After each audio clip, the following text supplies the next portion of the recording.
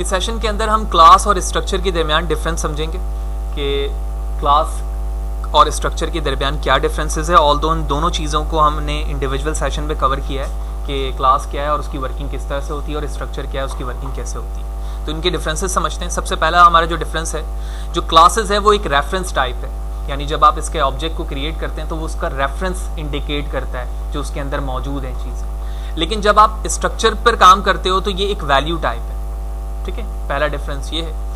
All the reference type are allocated on heap memory. जो memory में save करने का जो पैटर्न है इंटरनली, जो रेफरेंस टाइप होते हैं वो हीप के अंदर सेव होते हैं, जबकि जो हमारे वैल्यू टाइप्स नहीं है, जो कि लिखा हुआ है all the values type are allocated on stack, क्योंकि रेफरेंस हमारे हीप पे होते हैं और वैल्यू टाइप किस में होते हैं, स्टैक मेमोरी में होते हैं। तीसरा डिफरेंस लिखा हुआ है allocation of large reference type is cheaper than allocation of large value type, यानी जहां पर आपका रेफरेंस टाइप है वो थोड़ा चीपर है किससे, लार्ज वैल्यू टाइप से। यही वजह है कि जहां पर हमें रेफरेंस की जरूरत होती है तो हम उसको प्रेफर करते हैं वैल्यू टाइप से, जबकि allocation and deallocation is cheaper is in value type as compare to reference type. यानी इन दोनों के दरमियान वो डिफरेंस करके दिखा रहे हैं कि एक्चुअली जहां पर हमें रेफरेंस टाइप की जरूरत होती है तो हम प्रेफर करते हैं कि वैल्यू टाइप को इस्तेमाल ना करें बल्कि रेफरेंस टाइप को इस्तेमाल करें।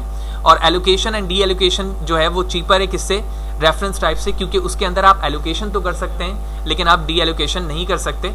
और इसी तरह जो हमारा फोर्थ डिफरेंस है, क्लासेस हैज लिमिटेड फीचर।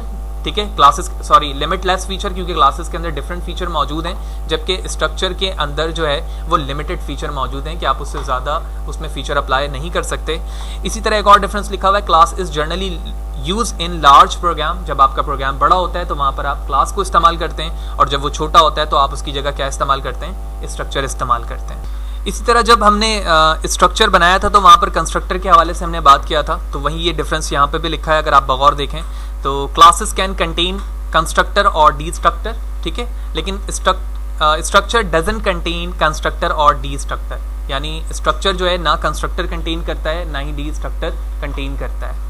इसके आगे लिखा हुआ है, classes used new keyword for creating instance, यानी जब आप इंस्टेंस बनाने लगते हो तो न्यू कीवर्ड इस्तेमाल करते हो, लेकिन structure can create an instance without new keyword. अच्छा, जब भी हमने अभी तक जो ऑब्जेक्ट बनवाया प्रीवियस सेशन पे, वहां पर हमने ए obj इक्वल टू न्यू ए लिखा था। ठीक है ना, यानी हमने न्यू का इस्तेमाल किया था। लेकिन अगर आप स्ट्रक्चर के ऑब्जेक्ट को क्रिएट करना चाहें तो आप डायरेक्टली इस तरह से भी लिख सकते हैं, ए स्पेस obj सेमीकोलन। ठीक है, तो न्यू कीवर्ड लिखने की वहां पर जरूरत नहीं होगी, आप उस तरह से भी उसके ऑब्जेक्ट को क्रिएट कर सकते हैं। इसी तरह आगे लिखा है, एक class can inherit from another class, यानी एक क्लास को आप दूसरी क्लास से इनहेरिट कर सकते हैं, जबकि स्ट्रक्चर को आप किसी दूसरे क्लास से इनहेरिट नहीं कर सकते। जो स्ट्रक्चर पढ़ाते वक्त भी मैंने आपको बताया था कि स्ट्रक्चर को हम इनहेरिट नहीं कर सकते। और इसी तरह जो फाइनल डिफरेंस है वहां पे लिखा हुआ है, the data member of the class can be protected, यानी एक क्लास के अंदर जो आपने मेंबर बनाया है वो प्रोटेक्टेड हो सकता है, यानी हम पब्लिक भी कर सकते हैं, प्राइवेट भी कर सकते हैं, प्रोटेक्टेड भी कर सकते हैं, लेकिन जो स्ट्रक्चर है उस पे आप प्रोटेक्टेड एक्सेस मॉडिफायर का इस्तेमाल नहीं कर सकते।